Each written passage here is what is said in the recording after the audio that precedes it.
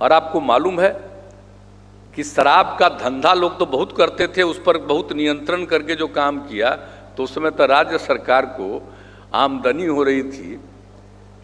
एक में 5,000 करोड़ रुपए का।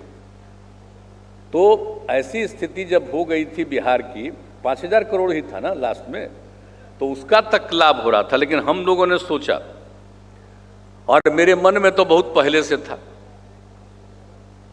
लेकिन आप तो जानते हैं कि 2015 में जब एक कार्यक्रम था इसी तरह से जीविका समूह का और अन्य कार्यक्रम था, और उसी सिलसिले में जब हम लोग बोल रहे थे,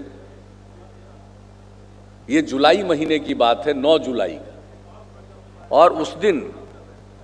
जब हम लोग अपनी बात बोल करके जो महिलाओं के उत्थान का, समाज के विकास का, ये सब काम का चर्चा करने के बाद जब हम ये पटना की बात है बैठे थे, तो उसी बीच में आप जो जीविका दीदियां हैं वहाँ मौजूद थी,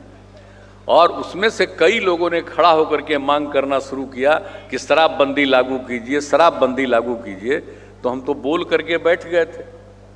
लेकिन उसके बाद जब बोल करके जब हम बैठ गए, आज जब उनकी बात सुना, और जो हमारे उसके समय जो मंत्रीगण और लोग भी थे उस कार्यक्रम में,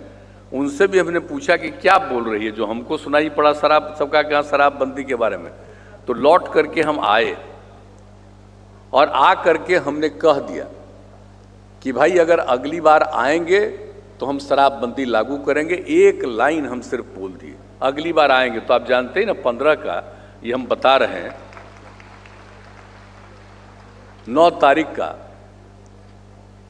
तो उस समय, और उसके बाद 3 ही महीने के बाद चुनाव था।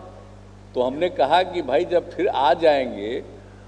2015 में चुनाव होगा, उसके बाद जब आ जाएंगे तब आ जाएंगे, फिर सरकार में आ जाएंगे तो हम लागू करेंगे। अब फिर आ गए तो लागू किया।